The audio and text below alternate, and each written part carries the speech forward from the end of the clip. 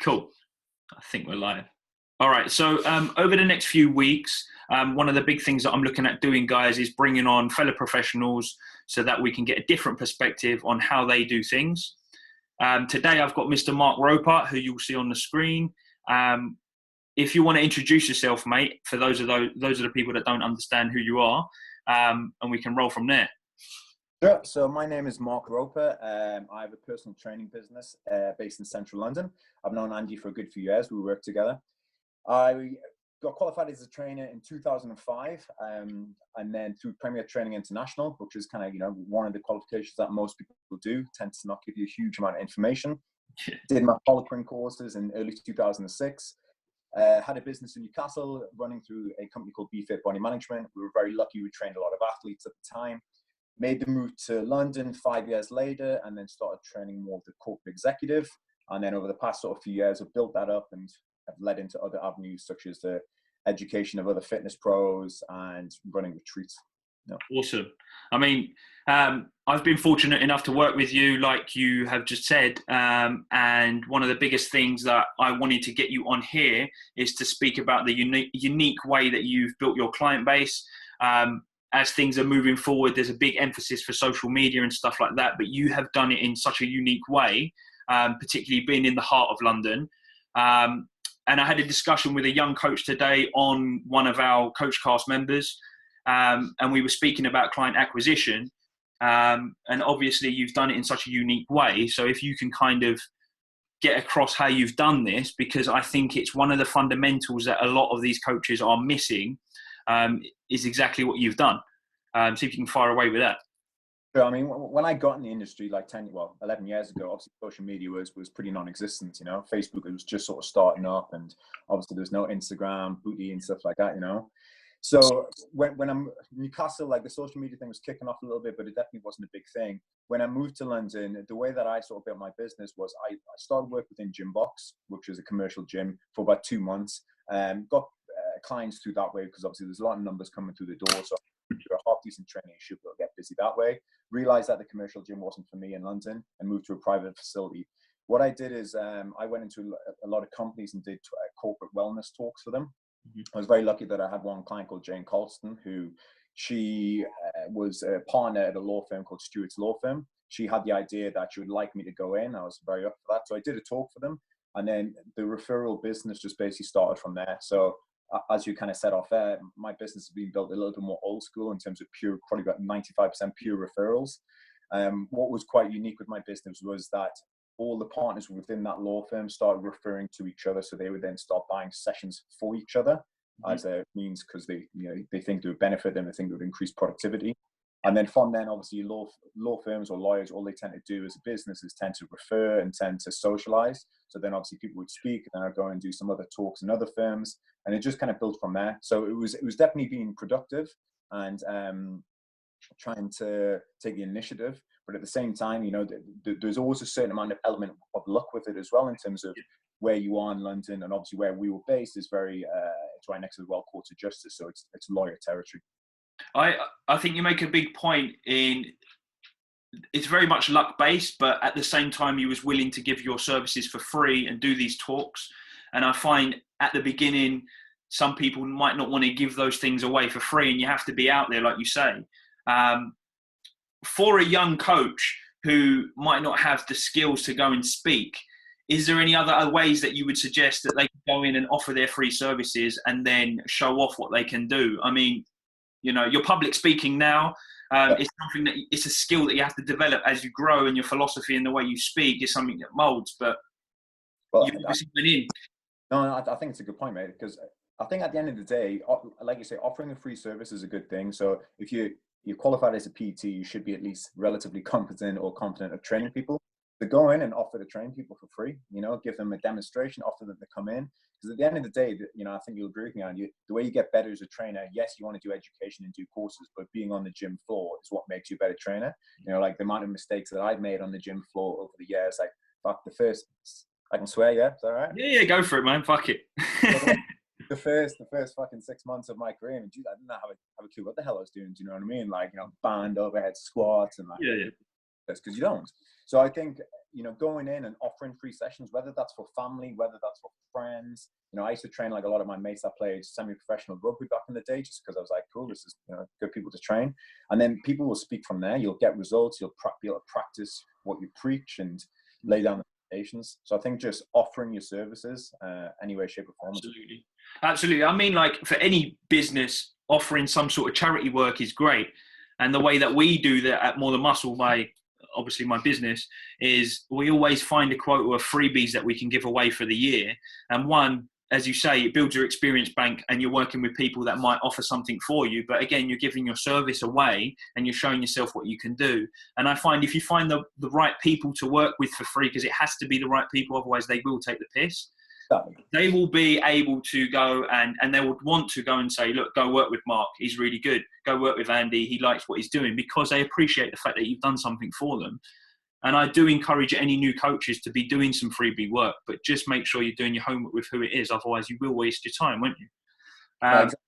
Definitely, because I think at the end of the day, there's certain people that you want to do freebies for and not, and you don't want to just obviously give your business away for free, and you certainly want to give away all your information. You know, it's the same as if you're doing a consultation process. You don't tell them every single tip that you're going to do for the next 2 years, because then it's not going to have any effect on them. You know, so I think, you know, even over the past few years, you know, I've given free training to semi-pro athletes who don't necessarily have much money, because you know you can.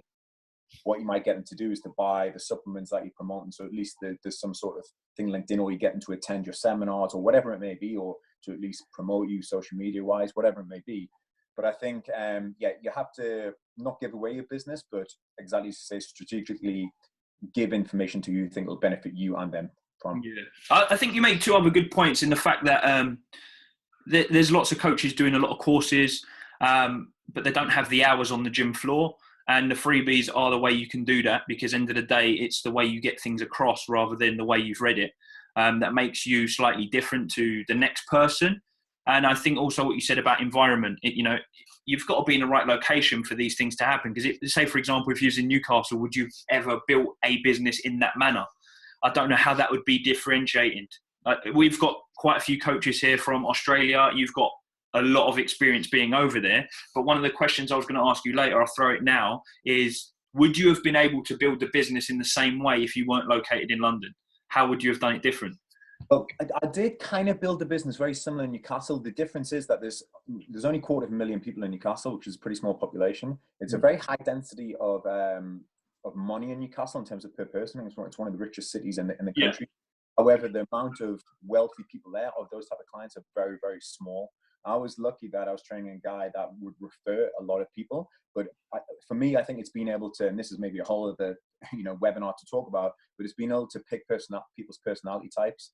You know, in my opinion, if I want to really simply categorize it, you've got two different types of clients. You've got one client that will want to refer people and like take people on a journey with them. So you might say, okay, if you bring somebody along, they can have a free session. So they'll bring their best friend along, then their best friend will talk about that and talk about that. But then you got somebody else who doesn't give a shit and they just want to pay for a session to have it. So it's like, right, Andy, you're going to train with Mark, whether you like it or not, because I paid for you. Yes. You know, Always trying to gravitate towards the people that wanted to bring people with them, because I think a numbers game will tend to work out better in the end. Yes. So, but in general, obviously London, no matter where you are in the city, and we've had this conversation before, no matter where you are in the city, you could have 3 gyms right next to each other and it wouldn't really matter because there's so many clients. So just have to be more selective, and I think maybe have more of a niche, if that makes sense. Yeah. I mean, the big thing that we've been getting across to people is you must have an identity, a niche, so that you know who you're going to serve. But then again, it's all about your service and how you get that across to people, like you say. Last question on this topic is there anything you would have changed? And if you had, how would that impact your business now? Yeah, there's probably a couple of things I would have, which are kind of the same. I would have left one of my first jobs much earlier than I did. I got very stagnant there and I ended up getting a bit pissed off, which then impacts you as a trainer. I went through that, right? In the last couple of months in London, I was just stagnating. Exactly. You get bored, and I think unless you have another thing stimulating you, you'll struggle. And at the time I didn't. I was just PTing, and I didn't really have anything else. I had ideas of doing seminars and whatnot. So it would have been that, and then what I should have done is then moved abroad. So I've always liked the idea of learning another language. Like if you can PT in another language when it's not your first language, you're a good trainer. Like, do you know what I mean? Being able to get your point across. So I had a few options to go for, and I was like hummed and hard about it, and then ended up coming to London, which was a great thing. But I think if you feel like you're stuck in the doldrums or you're pissing and moaning about something, make a change. Yeah, no. I mean, I completely agree. As I said, last couple months in London, I'd done it for the last 5, maybe 6 years. I felt stagnated. I needed a change. And just by taking myself out of there, I'm fresh. I feel fresh. Ideas are starting to roll. And like you say, if you feel like you're stagnating, you need to change the environment, because you are the environment you're in, right? So talk to us a bit more about your education and your seminars and stuff, because obviously there's heaps of coaches on this that maybe could benefit from things like that as well. It's something new that you've been doing, but it looks exciting for you. Roll with it. So yeah, the teaching my seminars, as I said, I've done a lot of talks over the years, and going into companies and whatnot. But in terms of actual paid seminars internationally, I did my first one in New Zealand 18 months ago, in a place called Wellington, Studio 41, which is owned by a friend of mine called Jeff Willoughby. He had the idea of bringing me over because I was traveling to Australia a lot. To New Zealand, and that kind of gave me the kick up the arse to be like, yeah, okay, this is what I want to do. So it was, at the time, it was a 1-day program designed for fat loss, and then a practical day for all the staff of his gym the next day. And that very much just inspired me to want to do that more. And like, as you know, I've always loved attending courses, attending seminars, and I think, in my opinion, there's a lot of people educating, but there's not many people educating well, where you might leave the course at the end of it and you've learned some stuff, but you can apply it as well. Do you know what I mean? Yeah, absolutely. You've had a good time. I've attended courses where it's been a thoroughly miserable experience. I've attended courses where it's been a phenomenal content of the seminar, but you couldn't relay any information back on Monday. It was too technical. Do you know what I mean? Yeah. So what I'm trying to do with my seminars is to have a weekend where people enjoy themselves, but also a lot of content where people can use come Monday morning for whatever it is. And I think at the end of the day, what I'm trying to teach is basic program design for fat loss, hypertrophy, energy systems, and then building it into intermediate forms, building it into advanced forms, and then bringing in things like functional medicine into that as well. So I'm trying to bring the whole health aspect into it. Yeah. I mean, we've had this conversation in the past, as some of you guys may know, and obviously, as you know, I'm doing a master's at the moment in strength and conditioning. I find that one of the biggest downfalls to doing it is the application of the information that you're getting. The information is top notch. There's no doubt about that. And I find that the big thing that uni teaches you is how to actually learn, take papers, differentiate things. But the one thing that it doesn't do is give you experience. And then on the flip side, I've done loads of courses like with the Poliquin group and all different ones around. There's hundreds, similar to the things that you're doing. And I find they give you everyday information. But the problem is sometimes with those, they haven't taught the learner how to learn. So you get a lot of people going and it's just copycat syndrome or no context. But if you can do seminars like you're saying, where you can give them a bit of both, and that application where they can use it on a Monday and actually understand where the root cause has come from, then, like you say, there's not many educators out there that are educating well. And if you can find a gap in that market, then you're going to do well. And I think you're starting to get into that angle, mate. That's definitely the plan. I mean, I've been guilty of myself of doing courses over the years for the sake of doing courses. So I used to do a lot of soft tissue work like 6-7 years ago, and particularly when I first moved to London, because I was the only person doing it in my gym. But then I lost the love for it. I wasn't doing it enough. And when you don't do something for at least 20 hours a week, you're certainly not an expert on it. But I was still like doing soft tissue courses, things like ART and Trigenics and stuff like that. But then I was like, this is not benefiting my business at all. So one main bit of advice I'd say, to particularly to young trainers or even to advanced trainers as well, is do courses that are going to benefit your business. If you shit with the business side of things or marketing, then maybe get somebody to look at that. If you're poor on program design or anything along those lines, or you I don't know, your how to write a fat loss program or nutrition, then go down those lines. But you have to know what you want to do. I think it's very easy to get excited about a course and just go, oh, I'm signing up for it, No, absolutely. But I think that's helped you find that opinion on it, and you have that experience now to know what's going to be effective for your business. That brings me on to the next question, because obviously we're talking about education. You kind of answered it a little bit, but what would you tell an aspiring coach with education? Like how not to waste your time? What should you be looking for? Have you got 3 tips, let's say? 3 tips. I mean, again, it's slightly different to back in the day when I was doing it, in terms of back in the day, there was 3 people putting out education. There was Charles Poliquin, there was Ian King, and pull check. So and Yeah. there was there was maybe a few books that you could buy. There was not much online. Now, you go online and type in fitness or strength conditioning, you're getting a whole host of information. So it's difficult, but I would say learn what you're interested in, number one. Like you've been much more interested in strength and conditioning over the past few years than I have. Like that is definitely a passion of yours. You love getting somebody set, you love the technique side of it. You know what I mean? Yeah. So learn what you're passionate in, but also, is that going to be your business as Yeah. well? So you have to make sure the two merge.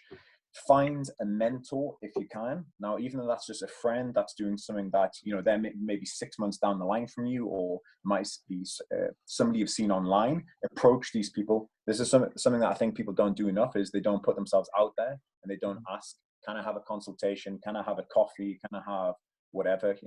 That's definitely something that I'm not afraid to do, and I'll ask anybody if I can have this, if I can have that. The worst they're going to say is no. And then once you do whatever bit of education it is, whether it's a consultation, whether it's a seminar, you have to apply it straight away. I've done so many courses that I forgot the information like within a couple of weeks because I haven't applied the info, particularly soft tissue stuff or anything that's very technical. So I think you need to find out what you want to do, how you're going to do it, find a mentor or somebody that inspires you, and then apply that information as quick as you can. I think that's very good advice, actually, mate.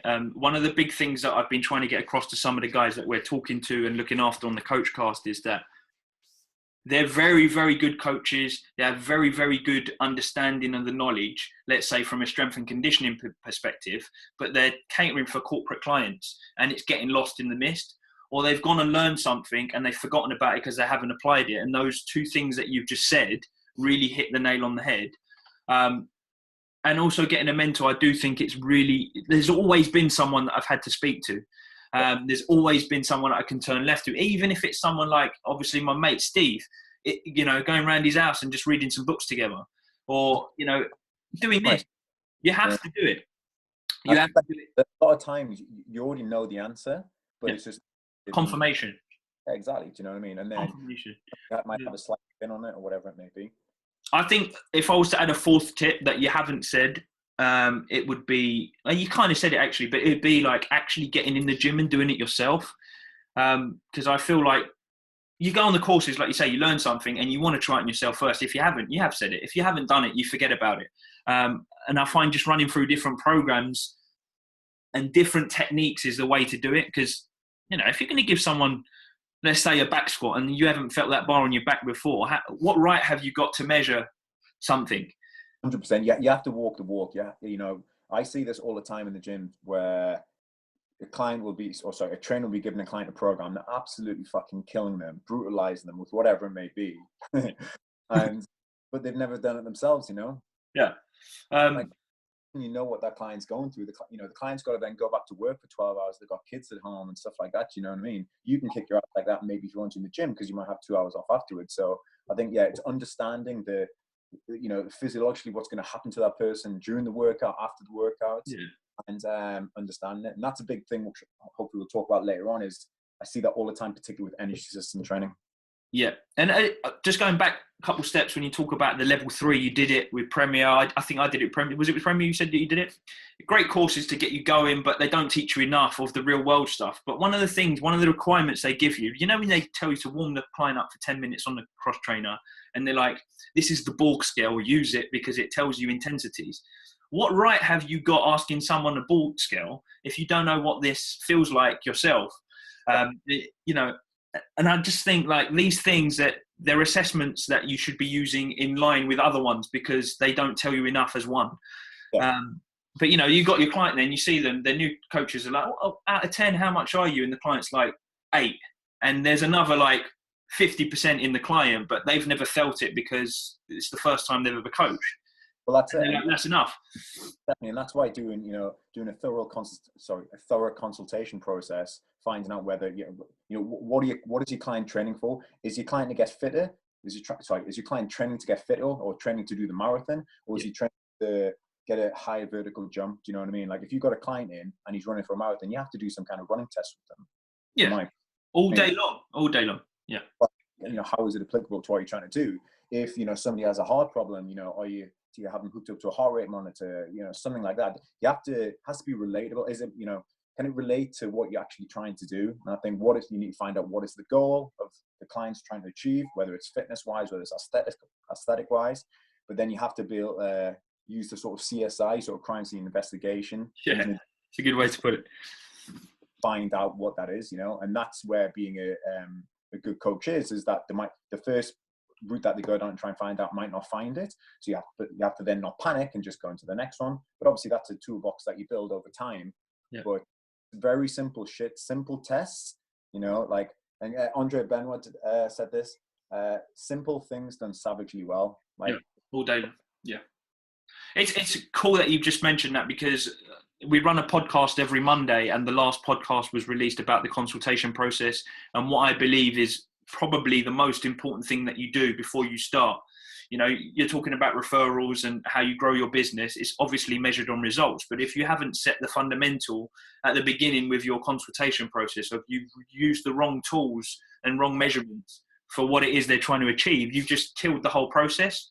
Now, I know consultations are something you're really big on, and I know you've spent heaps of cash on the courses that you've been on just to learn different assessments. But that, for me, is what makes you slightly different in London, especially in the environment that we were in.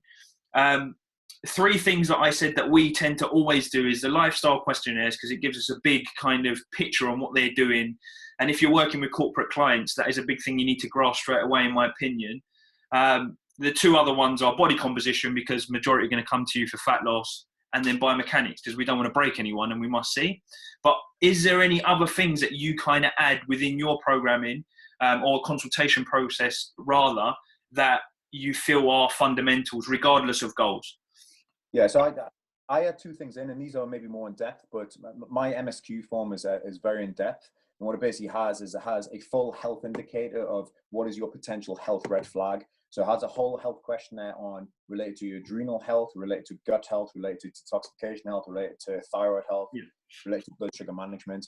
The person then fills it out. Maybe it's a yes, no, or often answer. And then it comes up with what your total is. So straight away, you know, because again, let's say the average PT in London probably trains their client 2 to 3 hours a week. Yeah. That's hours that you've got. And that's if they bang on time and they don't cancel. That you've got to sort out the nutrition, their training, the lifestyle, the sleep, everything. So me knowing what's going on maybe more internally with them without maybe them knowing is a big thing. So if I know straight away that this client has a serious, what is indicating as a blood sugar management issue, that's going to allow it to dictate, or allow me to dictate what nutrition they're going to have, the reps parameters, the sets, rather than somebody who's hugely adrenally fatigued. I'm going to train them very differently. I'm going to give them a lot more rest.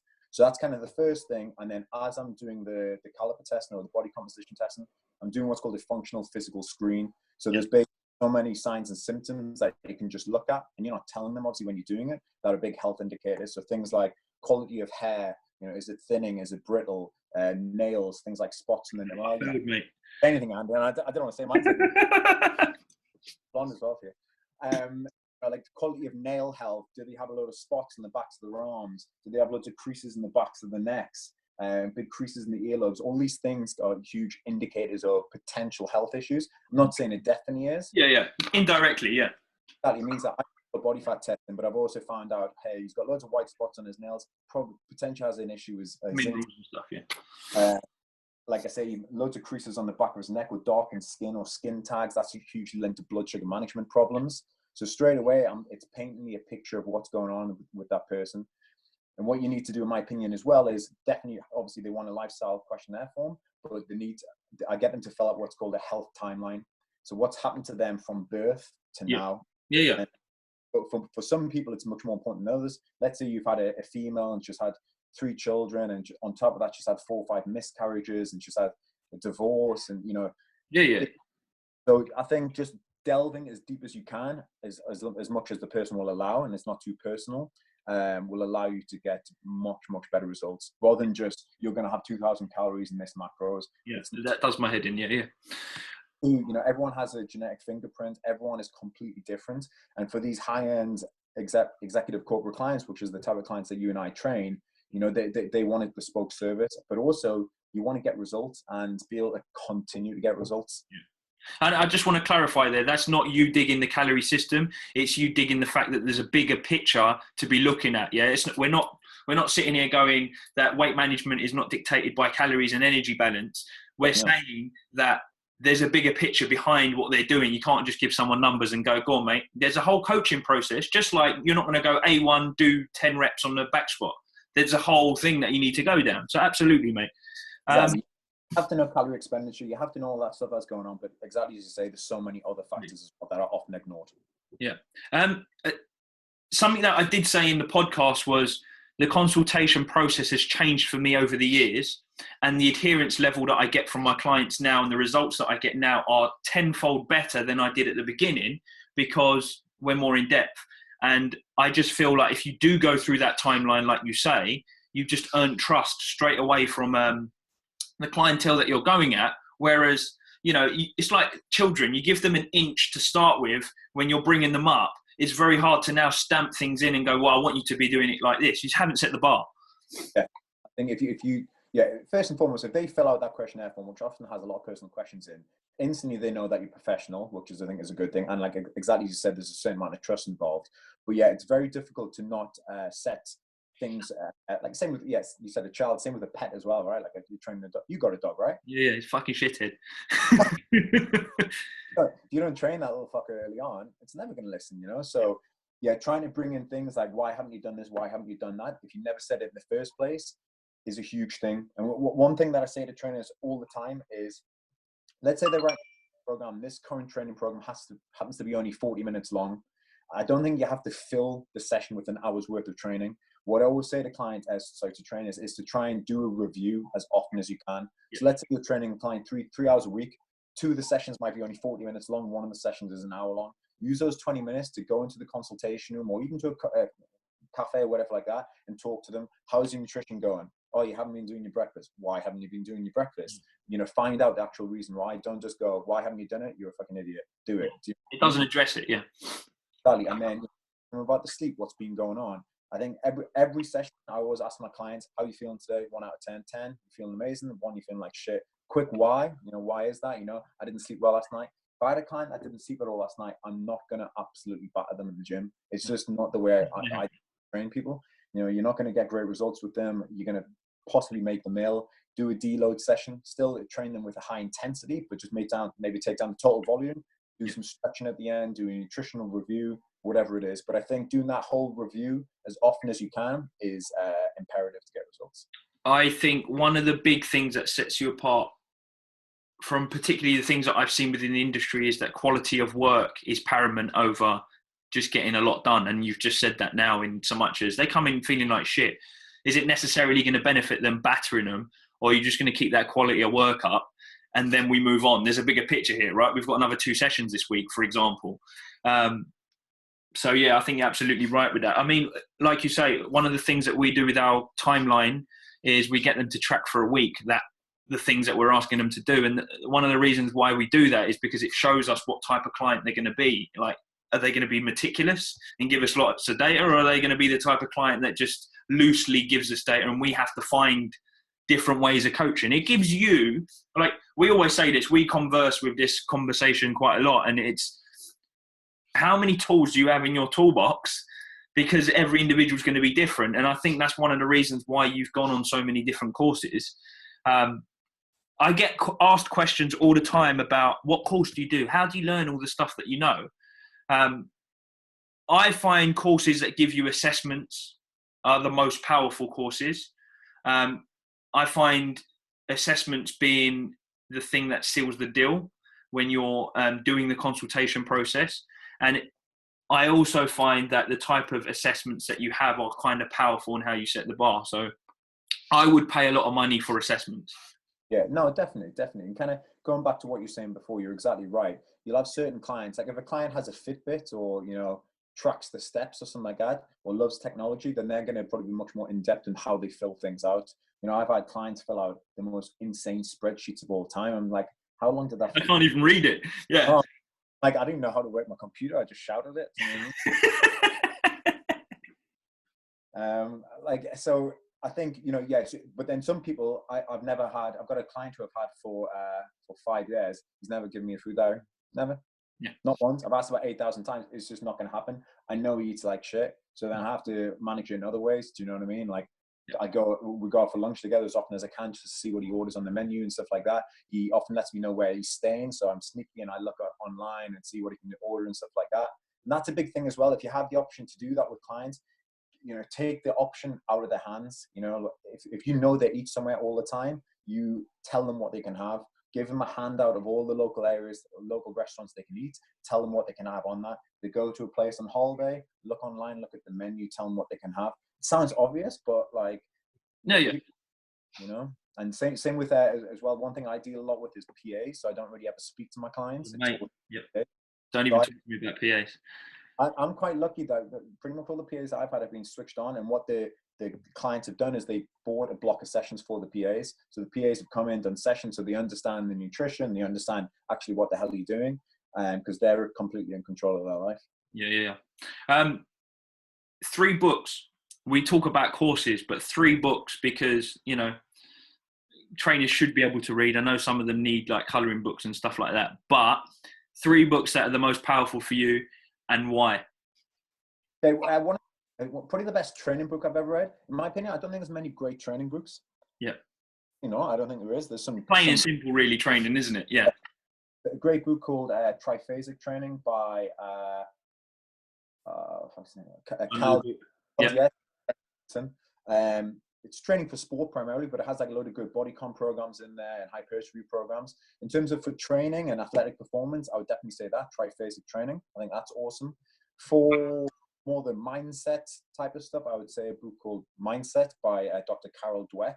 Mm-hmm. Talks about the growth and fixed mindset. Basically, some people have a growth mindset. They're very open to new ideas and learning new things. Some people have a fixed mindset and piss and moan all the time. Yeah. We know a few of those.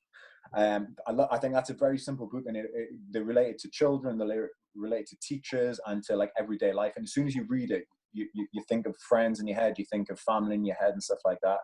Another one that people straight away, yeah, definitely. Another one that I really like, which is more encompassing lifestyle, is a book called Morning Miracle by Hal Elrod. And what that basically is he talks about that you should start your day with certain things. So he talks about doing affirmations in the morning, talks about doing some form of exercise. It might be 10 minutes of walking or whatever, like yoga or something like that. Talks about doing meditation. And so it's almost like you're resetting your thinking. So you're looking forward to waking up in the morning. 3 very simple books, but again, all loads of information in there. And I often buy the Mindset and the Morning Miracle one for clients, like for birthday presents and stuff like that, because they always tend to enjoy it, and it's full of simple tricks. Cool. I mean, there's 3 books up, apart from the Triphasic one. So there's 2 books I haven't read, so I'll get that into me and start reading it. Books for me, How to Win Friends and Influence People is a cool book. It's the type of mindset book where you can empower people with, and if you're a coach, then I think 90% of what you do is mindset.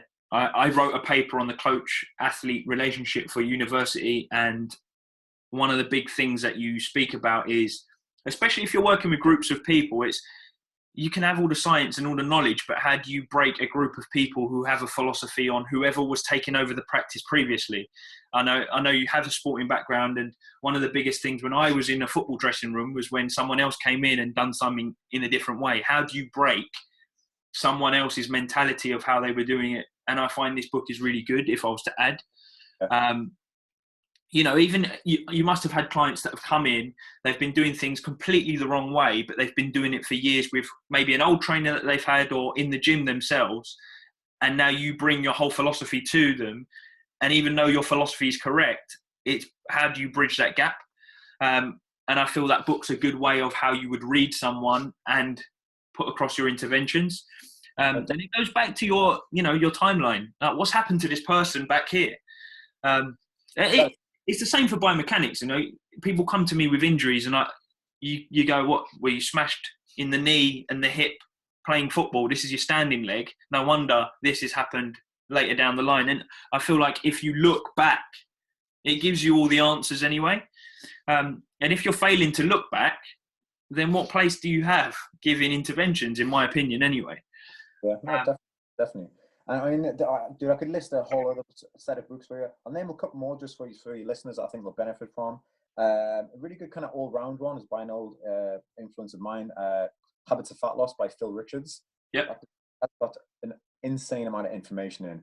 It's so much content in there. You could look, there's thyroid health in there, everything. And lastly, a really cool book that I read not fairly recently, which was just more for fun, was a book called The Sports Gene by David Epstein. And that basically all how different genetics and people relate to sport and performance, or relates to why the Jamaicans have done so successful, why he thinks the Jamaicans have been so successful in sprint in the past sort of 30 years, and why black athletes may not be as successful in swimming, as an example. Super interesting. Cool. I mean, if you haven't read those, get those down. Maybe we can tag those when I put this video up. I'll tag them so that people can get them.